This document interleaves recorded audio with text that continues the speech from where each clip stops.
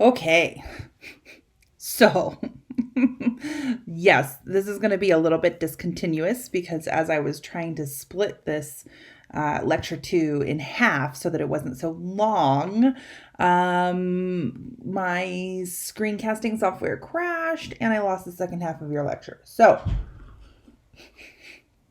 there are many discontinuities. And here we go. This is the second half of part two of your Art, Identity, and Empire lecture. We're going to roll with it. Yes, there are probably going to be some discontinuities, and I apologize for that. But whatever the second half of this portion used to be, it's lost in the ether. So we ended up, the last thing that the other lecture discussed was archaic Greece. And then there was this moment where it's like, yeah, BT dubs. Greek homoeroticism is built into the armies. So that includes in the archaic period. These images here are actually Achilles and Patroclus, which is a central feature of the Iliad and why Achilles gets back into the war and therefore why the Greeks are able to win the war. The big thing here is that Patroclus is not just his cousin, but probably his lover. And that's actually built into the way that those armies worked. So let's talk a little bit about Sparta and Athens. So we'll get to pederasty when we talk about Athens, and we'll talk a little bit about homoromantic relations that are central to the functioning of the Spartan army. So before we jump into the Peloponnesian War, I just want to contrast Athens and Sparta. So Athens is the main city-state that we think of when we think of ancient Greece, when we think of classical Greece in particular, when we think of philosophers and we think of early learning and art and Greek tragedies and etc. All of that, that's all associated with Athens. And one of the reasons that that is associated with Athens is because of Athens' particular model of governance in which they used democracy. And it's kind of a direct democracy, kind of. And the reason I say kind of is because not every not every person has a vote. The people who have a vote are limited to very particular citizens and their relationship to land ownership and oligarchy. So it's democracy, asterisk. Right. And we'll just leave it there, or we could spend the entire time talking about that. But the other thing that Athens was doing at the time was expanding. So as Athens grew into a larger and larger city-state, they needed more agricultural base to support their population, which is why Athens started to become a bit of an empire. So the Athenian Empire, right? So all of this territory here, this is territory that Athens was taking over. One of the other things that's going on in Athens is their gender roles. Ladies are gross. Yuck. Vaginas. Oh. So that's for real. Like that is core to their belief system. And so sex with women is deemed to be only for the purposes of reproduction. And women and men are pretty strictly segregated in some really strange ways. In Athens, this means that women are limited to the household and they are visited literally only for the purposes of perpetuating families, and that is it. The more acceptable relationships happen between men and young boys, and these are considered to be pedagogical relationships, mentoring relationships, as well as sexual relationships. And the key difference between the older man and the younger man is the position that they took in their sexual relationships.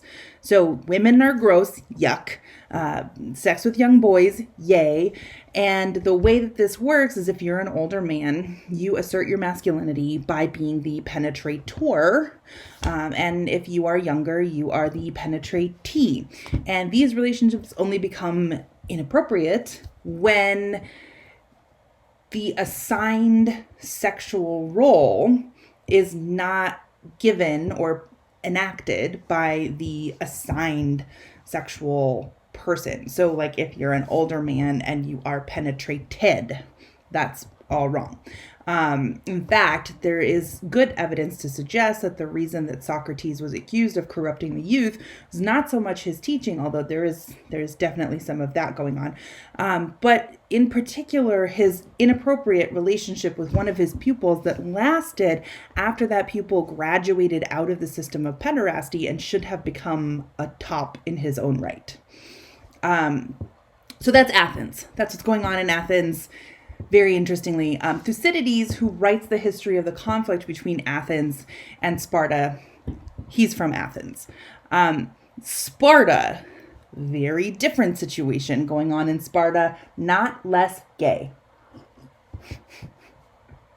So in Sparta is a military dictatorship, essentially, and they are not heavily colonizing external areas. And part of the reason they're not doing this is because they have managed to maintain their society and the size of their city-state on the lands that they already have.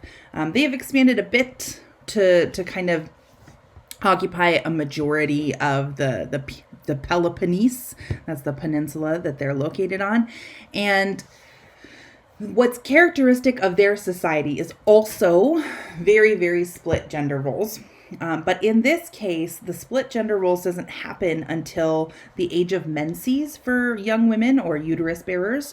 And prior to that moment, all children, regardless of gender, are put through extensive and rigorous military training. And the thought was that stronger women make stronger soldiers, right? So everybody has to be fit. But once they attain the age of menses, they are very much separated off, just like Athenian women, and they are only visited for the purposes of reproduction. And the difference between male-male relationships in Sparta is they're not mentoring relationships. Instead, they're relationships largely between peers.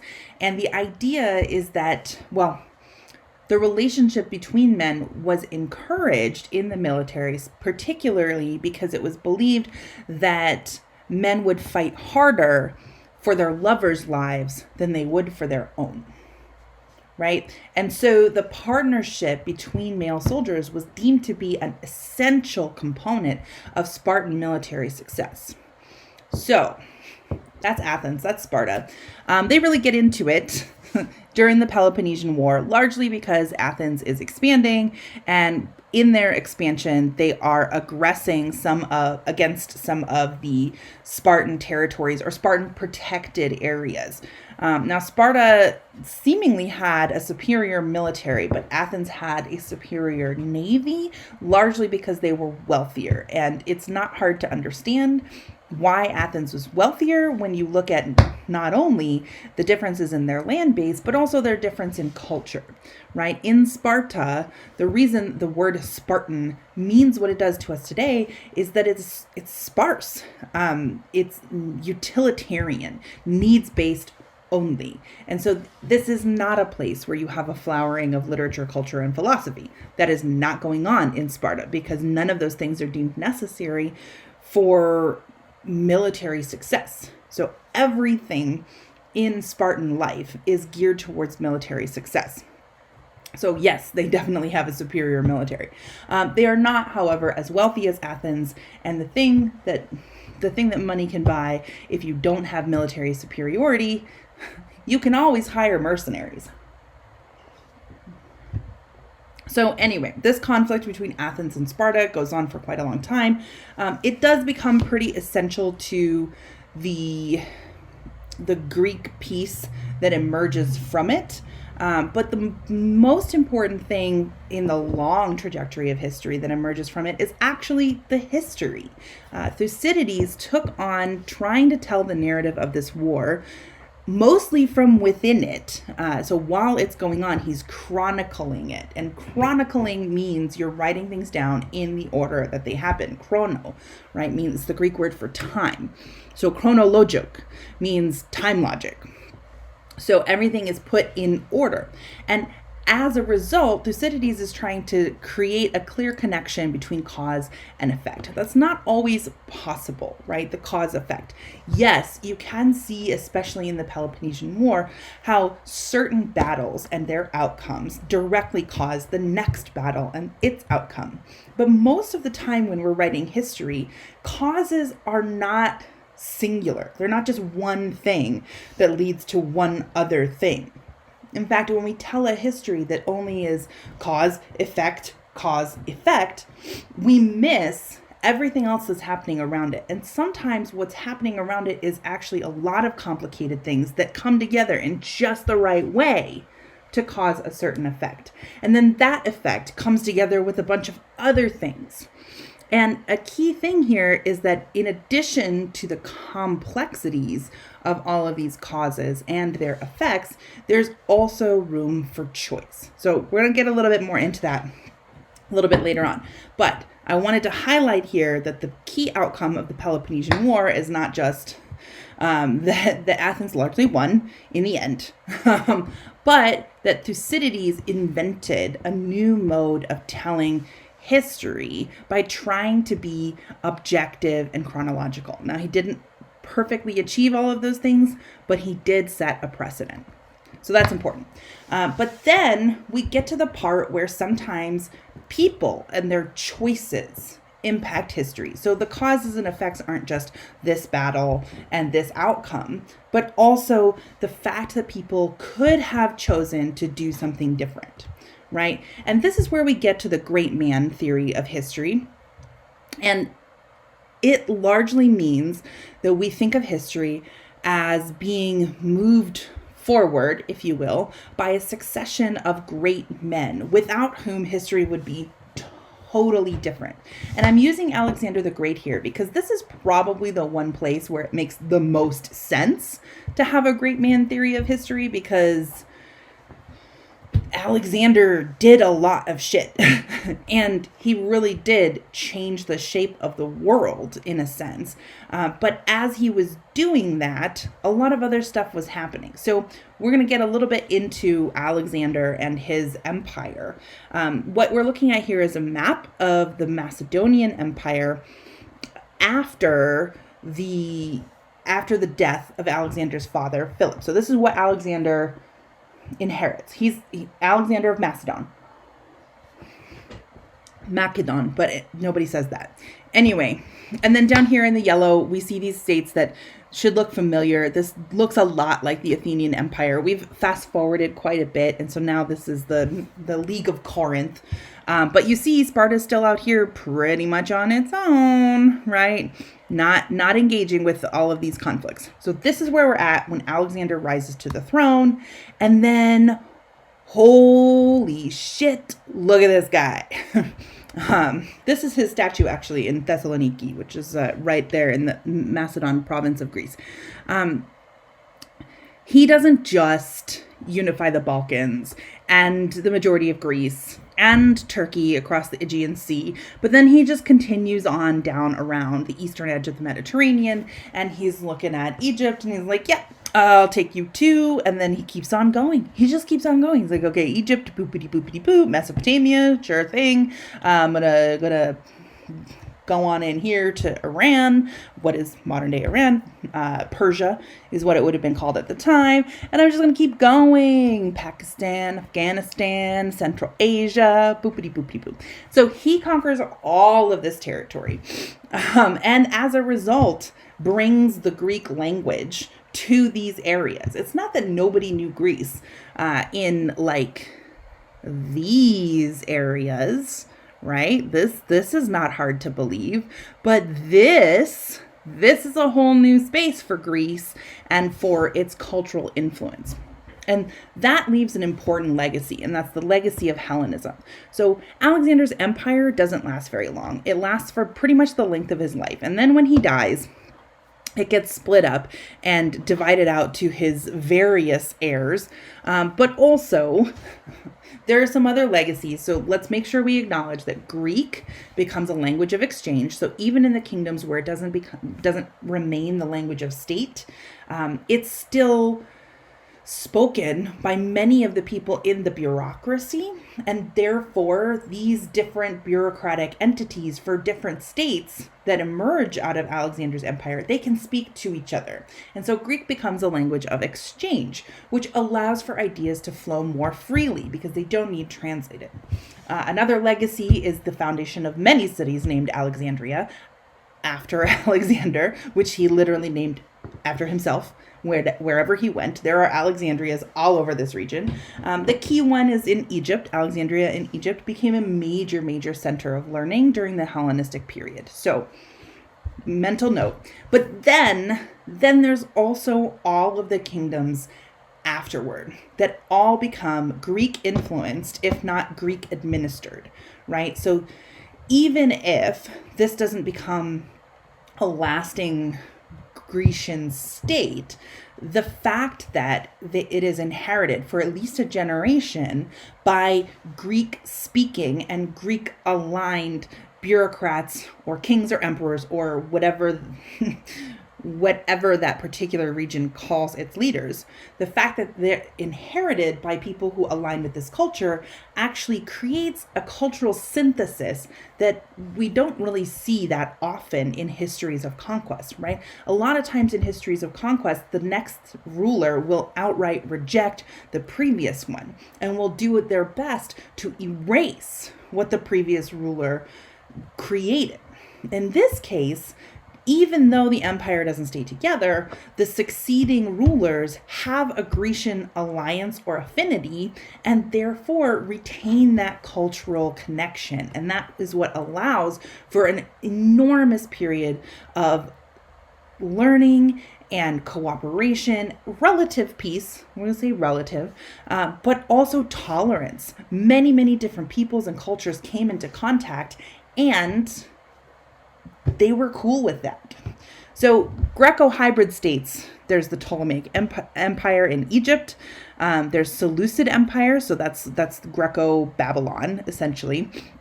And then there's a bunch of smaller states in Central and Western Asia, right? So we're talking Turkey largely. But Pontus, Galatia, Attalid, Pergamum, Bithynia, Cappadocia, Armenia, Nabatea, Judea. So Judea would be modern day Palestine, Israel. And then there's Parthia. And the last thing that I really want to highlight is the Greco-Bactrian kingdom, because this is the central nexus that really allowed the cultures of East and West to mix and to travel across what used to be a barrier, but now in the Greco-Bactrian kingdom, this area, this is the Hindu Kush. Look, this is the Indus, that makes that Pakistan, and that makes this area Afghanistan. So if you'll recall, we talked about the Buddhas in Afghanistan. This is why those happen. So Buddhism has already emerged centuries before in India, and then it migrates westward into the Greco-Bactrian kingdom. And it is here that it comes into contact with lots of folks who then carry it farther west to the Mediterranean. So while Buddhism never becomes a main religion in the Eastern Mediterranean, its ideas have certainly filtered in, and we're going to see that a little bit when we talk about the Gospels next week. So, just fun fact, Buddhism definitely comes into contact with Hellenistic culture and influences thought. The question then becomes, for the great man theory of history, would this have happened without Alexander? And this is maybe the strongest case for the great man theory, that sometimes there is a person whose actions alone can impact the shape of history, right? But then you also have to think about, well, would people have followed Alexander if there weren't all these other conditions in place? If there hadn't been a Peloponnesian War, if Athens hadn't been the kind of city-state that Athens was, if there hadn't already been friction between the League of Corinth and Macedon, if there hadn't already been issues with Persia, right? Greece and Persia were at it for quite a long time, like literally since Troy. if that hadn't all existed in an environment, would there have been an Alexander? Right? So the question isn't always necessarily about this person emerged and shaped the world, but sometimes it's that the world shapes the emergence of this person, who then in turn shapes the world back. So neither of those are really a strict cause and effect or great man theory of history, right? If we subscribe to either one, the other could not be true. But maybe history is a little bit of a mix of both. And that's what we're going to get into as we move on. Meanwhile, west of Greece, you have the rise of Rome. They really only go to the Italian peninsula at first, and then they start expanding outward, largely inspired by by Greece. And then we get to this moment where they are everywhere, like everywhere. That doesn't last too terribly long. Bummer. And then they split in half. And then you have the Byzantine Empire in the east and the Roman Empire in the west. That doesn't last very long either. So then you have a little resurgence of the Byzantine Empire, and then it kind of dwindles and dwindles and dwindles. And as it dwindles, you have the rise of the Seljuk Turks in the east, and they end up pushing in on the Byzantine Empire, and it's their pushing in that causes the Crusades and, loss of Turkey for a little while. And voila, we have the Middle Ages. The Byzantine Empire kind of continues for a while, but as you can see, it's dramatically diminished, and it's the last legacy of the Roman Empire. But here we go, we start over. Rome is inspired by the great empires of Greece, and that is what leads them to actually first start expanding into Italy, but then also the Grecian colonies that were right around here in what is now Italy. So Rome's reaction to Greece's empire and then fall is to literally do the same thing. They've adopted much of Greek culture, but they've translated it into Latin, right? The Roman pantheon is identical to the Greek pantheon. They just have Latin names. So they take their legacy from the Greeks and they make it their own, but then in their legends, then they're like, no, we're not Greek. We're not Greek at all. So here's how we get there. So Rome starts out as a republic. And that means that senators are elected to represent portions of the citizenry. And under the republic, it is an expanding empire. Let's be clear. So we don't call it really an empire until it gets an emperor, but it is an empire. It is a colonial endeavor that is trying to expand and exert its power over all of this region.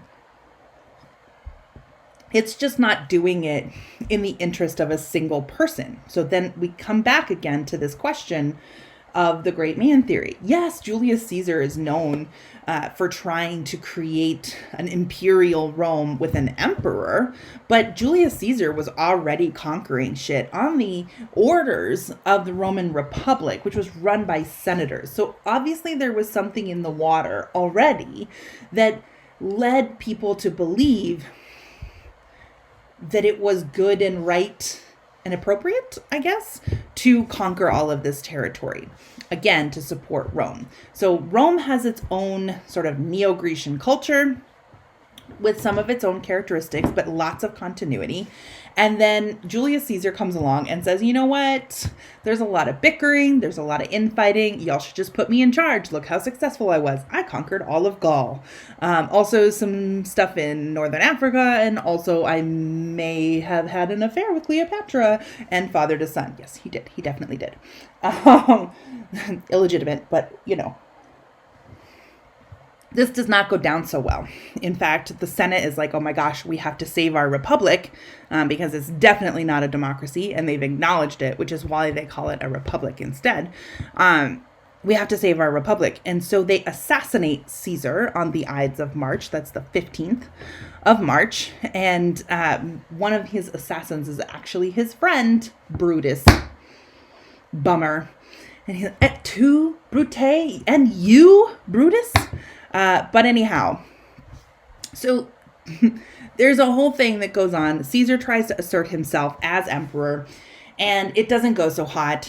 The Republic defends itself by assassinating Caesar, but already the impulse towards a proper empire with an emperor is in place, which is what allows Caesar's heir, Octavian, who later renames himself Augustus, that's what allows Octavian to step into his place after his murder and essentially create an empire out of Julius Caesar's legacy.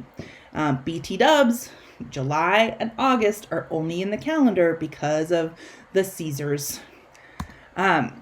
Caesar Augustus, what he does originally is he forms a triumvirate, which is where he's sharing power over the entire empire with 3 other folks. So instead of the Senate in charge, you've got these 3 guys. That doesn't go so well. They can't all get along, and they definitely don't agree, so they end up at war.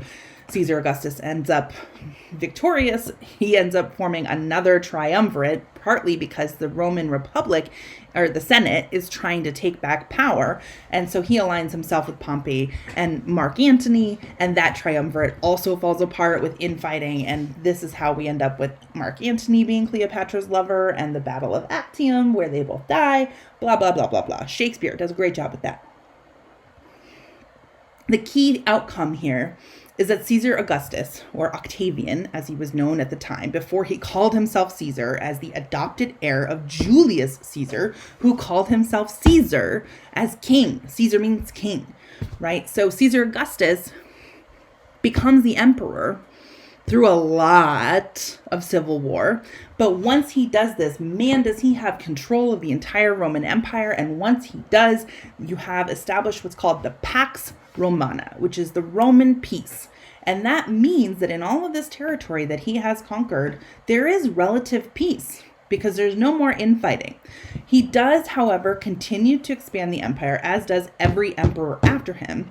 And one of the ways that the Roman Empire works, not only under the Caesars and the emperors, but also when it was a republic, is that it would conquer an area and then it would take all of the military-aged young men and draft them, essentially. And it would say, okay, y'all are part of the Roman legions. It would train them and then it would deploy them somewhere else, very far away from their homeland. And successful service would usually mean you could leave the military with enough left over or with enough pay that you could go back to your homeland and live reasonably well, if you survived.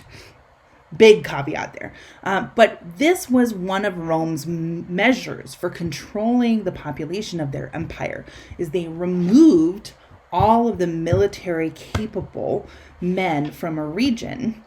And so they could never have those folks rebelling. And instead, it put them to work crushing rebellions in other places where they were not likely to identify with the local people, or you might say the indigenous people there, or the native people in those spaces.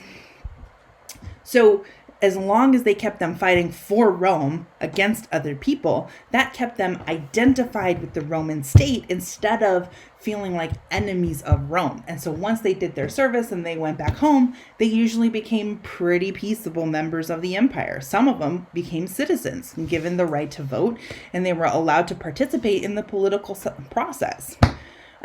So that's how Rome established itself under Caesar Augustus, right? There's a direct line between Greece and the Greek empires of both Athens and Alexander and the Roman Empire. Direct line between those things. They're culturally very, very similar. But that's not what we get when we look at the epic that's written about the founding of Rome. So Virgil's Aeneid is written by commission, like Caesar Augustus literally says, hey, Virgil, you're a pretty talented poet. I need you to write me an epic about Rome and Rome's greatness. And it needs to be just as good and just as big and just as epic as those Greek ones.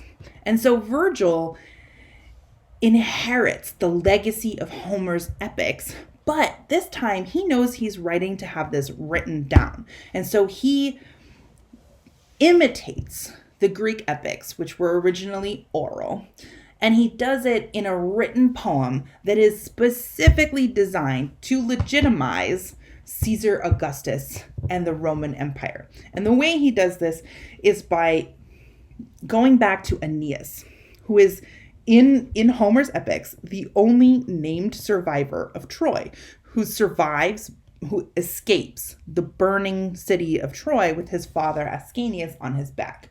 Now, Virgil's Aeneid picks up that little factoid and then makes an entire epic journey across the Mediterranean and locates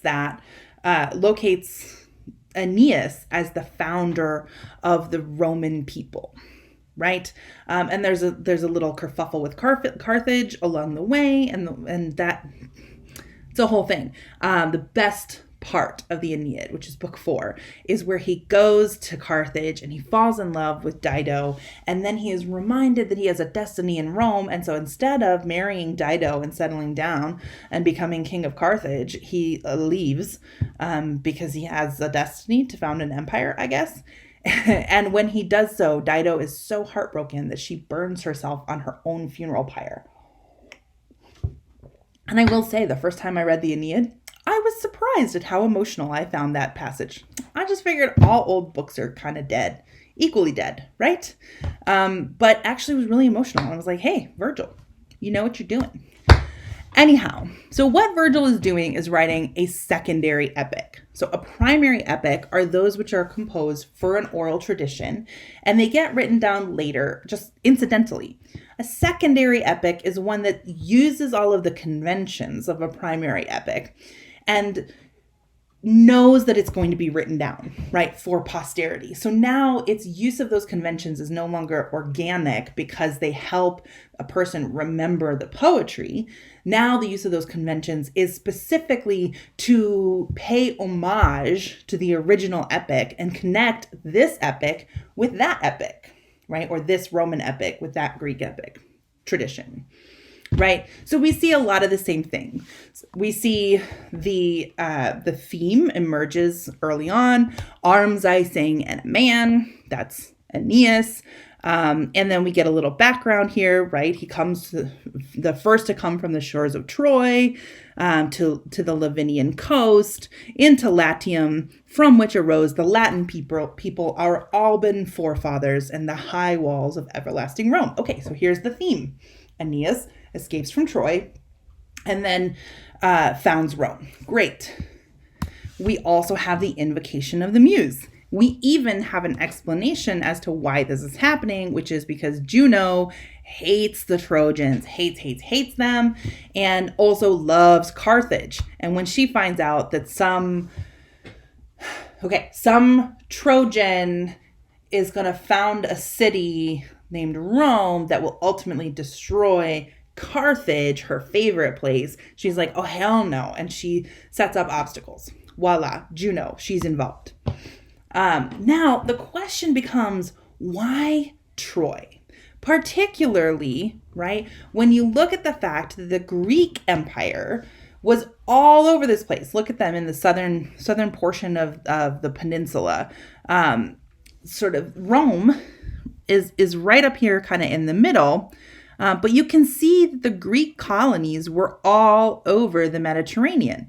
So why is it that Rome feels the need to not be Greek? Right? Why do they have to project all the way back to Troy, Greeks' enemies? Greece's enemies. The Greeks, apostrophe, enemy. And for that matter, right? Why do we get this sort of history where we overlook, right? We overlook all of this past and we jump from, I'm going to do this again. So here we are, Roman Empire, and we're going to skip over Hellenism and the Greek Empire, and we're going to jump back to the Archaic period, but we're going to switch sides, right? So that map is the Greek Empire during the Archaic period. Why? Right? Let's really think about this question. So the Trojan War, right? This is our timeline of Western history. Sometime in the deep past, then there's Homer. He comes along, he writes it up. Well, he composes a poem during the Archaic period. So this is a known story already, and he just puts it into words in a way that makes it very famous. And then you have classical Greece that comes along. And that's, the people that you're familiar with, like Plato, Aristotle, Socrates, those guys. After the end of classical Greece, you go directly into Hellenism, which starts as empire, right? Alexander. But then by the time that Hellenism really ends, it's not a political power at all. And then you have classical Rome. Again, these overlap a little bit because depending on where you are, you transition from Hellenism to Roman Empire at different moments. So that's what the color and the overlap signify here. So you have classical Rome, right? And right around the year 0, that's when you get the empire proper with Octavius, with Caesar Augustus, right? And then at the end of classical Rome, you have the Dark Ages. No, don't ever call them that. That is super, super wrong. And we're going to talk about that another time. But you have the emergence of something different, right? With the fall of Rome, you have the end of the classical era. Your guys looking at this the other way, the Dark Ages. You have the fall of Rome and the end of the classical era. And when that happens, something new emerges. And we're going to talk more about that when we talk about periodizing history. But there's also prehistory, which covers all that time with the Trojan War, even archaic Greece, kind of, sort of. And history only seems to begin when the classical period begins. Why is that? Why is one prehistory? And yet there's this connection between Homer and classical Greece and classical Rome, right? One of the answers might be literally history starts to be written, at least in this part of the world, by these folks. But also, we have that same thing going on later in Rome. We have history writing and we have epic writing at the same time, right? So you could say, okay, so there's legendary history going on here that looks to the past. And then you have actual history here that doesn't so much draw upon the legend as it does its own moment. But if we look at Rome, all of those things are happening at once. We have our legendary history that looks to the past, right? Jump, jump, or your direction, jump, jump. And we have Tacitus, who is writing, chronicling history as it's happening. Tacitus is actually one of the reasons that we know so much about the Roman conquests. He writes about the conquest of Germania and the conquest of Gaul, as well as the moment that Caesar arrives in Britain. So, right, Tacitus is a very important figure. So why does this little slice of time get called history? This gets called something else entirely. And this is before history, and this is left out of history. But this is history proper. What? Why? So here are our questions to ask ourselves. What are we doing when we project backwards along this narrative? Right? When we tell history by going from Troy to Greece to Rome, your direction, from Troy to Greece to Rome, what story are we telling? And why are we telling it this way? Second question, how do we talk about the cultures that don't write history at all, right? So one of the things that we do is we locate legendary history or oral tradition here in this moment in prehistory. So what happens to the cultures that only speak about their history in oral or legendary terms? And that brings us to the final portion of this lecture, but I want you to continue to contemplate those two questions. In fact, I'm going to go back and replay them, and I want you to continue to think about them, right? So, nope, go back.